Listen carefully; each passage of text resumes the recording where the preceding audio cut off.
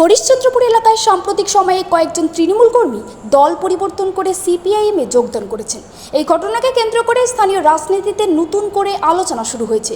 দল পরিবর্তনকারীরা জানিয়েছেন তারা নিজেদের রাজনৈতিক আদর্শ ও কাজের সুযোগের কথা বিবেচনা করেই এই সিদ্ধান্ত নিয়েছেন।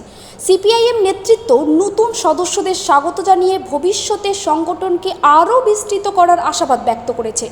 পুরো ঘটনাটি এলাকায় রাজনৈতিক ভারসাম্যে কিছুটা প্রভাব ফেলতে পারে বলে মনে করছেন পর্যবেক্ষকরা। আজকে আপনাদের দেখলাম যে আজকে আপনারা সিপিএম এর পতাকা হাতে তুলে নিলেন, কেন এটা? এর কারণ হচ্ছে যে সরকারকে আমরা 15 বছর ধরে বসিয়ে রেখেছি, আমরা ভেবেছিলাম যে এই সরকার মুসলিমদের সরকার, মানে সর্বজাতির জন্য সরকার, কিন্তু সে যেটা আমাদেরকে দিন দিন দেখাচ্ছে সে হচ্ছে ঘোর মুসলিম বিরোধী আরএসএস এর দুর্গা রানী। অতএব কালকে যে ঘটনা ঘটিয়েছে সেটা আমাদের বুঝতে দেরি নেই যে তিনি হচ্ছেন আরএসএস দুর্গা রানী। তা না হলে তিনি কিভাবে বলল যে আমাদের সিআইডি ওই কালপিটটাকে ধরেছে?